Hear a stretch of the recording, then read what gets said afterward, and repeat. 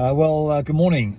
Today is Tuesday, the 16th of March, and is vaccination day for me.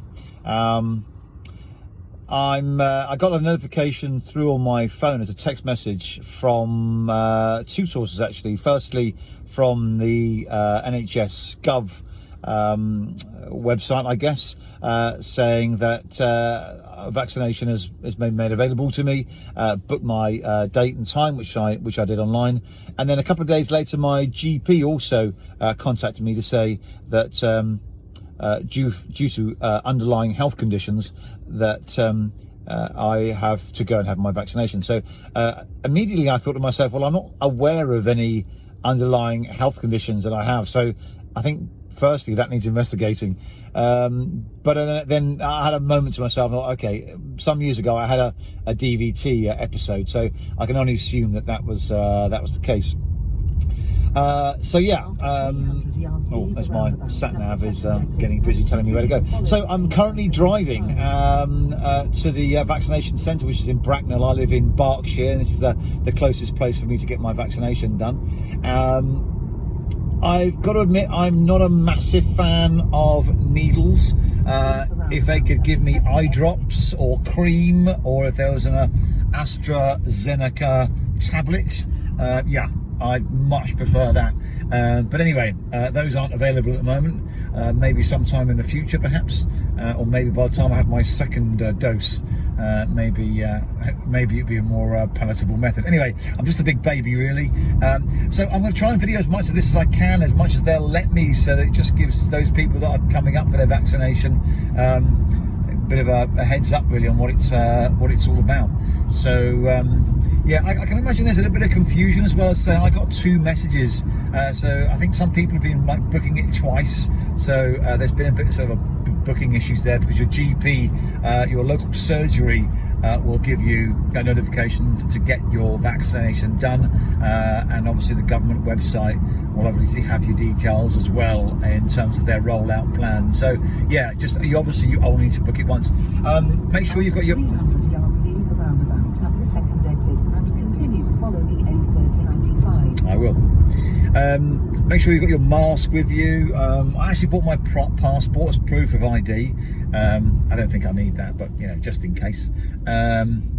So yeah, just make sure you've got your mask, and I think that's pretty much all you need. Hopefully I'll turn up, give them my name, they'll tick me off on the list, and it'll all be sort of pretty straightforward from there. From what I've heard, it doesn't take too long, maybe 10 or 15 minutes.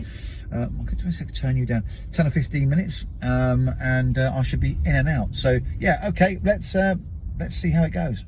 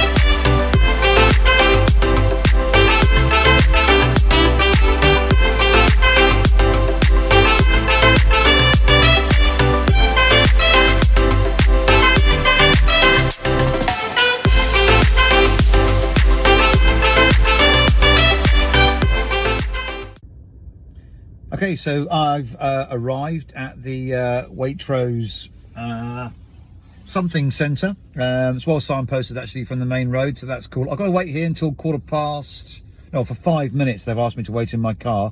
So I've arrived at 10 past 10, which is my appointment time, and they just asked me to wait for 5 minutes in the car because there's a bit of a queue outside, so they've want to reduce the length of the queue. So anyway, so far so good.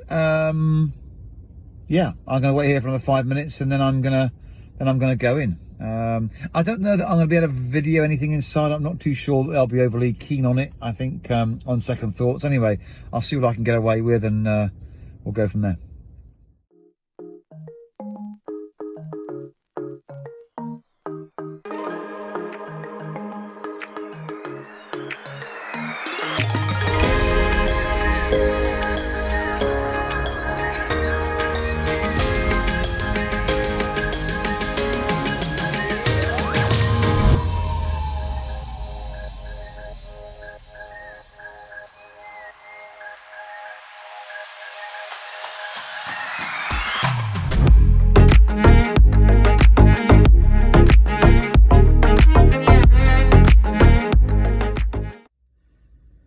Okay, so that's me done.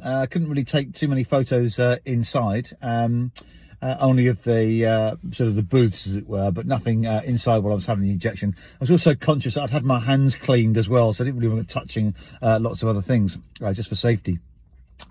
So yeah, process really very straightforward. In one door, kind of out the other. As you go in, you're greeted by somebody who will make sure that you've got hand sanitizer. You then go off to somebody else. Very nice lady registered me, took my date of birth, etc., made sure I was on the system, and at that time actually made me an appointment then for my second jab.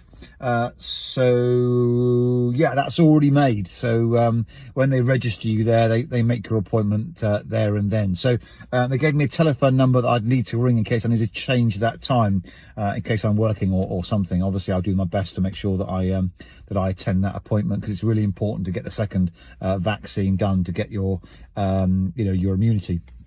Anyway, so that's done. Then they usher you over to another very helpful member of staff who's busy cleaning seats and giving out these like raffle tickets. The lady's taken mine, and that's how they call your number, basically. So give you a raffle ticket, and they'll give you one of these information sheets as well, which talks about making sure that you don't have any symptoms currently, what to expect from the vaccination, what else is what you need to do to before you receive your AstraZeneca, possible side effects, etc. So yeah, very, very good indeed.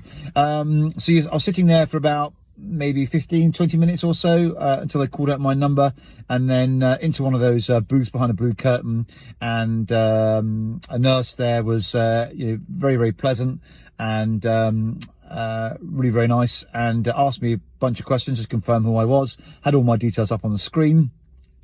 Asked if I had any anaphylactic shocks, if I had any clotting disorders, if I was suffering from any COVID symptoms, all those sorts of questions to make sure that it was appropriate for me to have the injection. And that was it. Jacket off, and then just basically said, right, here we go. And then before I could even look at what was going on, she stuck the needle in my arm, and yeah, a very small sort of scratch feeling and a slight numbness, but really not an issue at all. And small dab of cotton wool on my arm for 5 seconds or so, and that's it, job done. Jacket on, and then walk out. Just as you walk out, there is a monitoring station, like an area where you'd sit down. Now, she didn't tell me to do that. I guess people that perhaps maybe slightly more vulnerable, or have some sort of or maybe some specific underlying conditions, they may actually maybe advised to sort of sit there before they go home. She asked me if I was driving. Obviously I said yes. She said go and sit in your car for 15 minutes before you drive anywhere, I guess, because if I was going to have some sort of anaphylactic shock or some sort of allergic reaction to it, then I'm probably more likely to have that in the first sort of 15 minutes or so. And I've been talking to you for, well, only about 3 minutes, so I've got a little while to go yet before in case I flip out. Yeah, so there you go.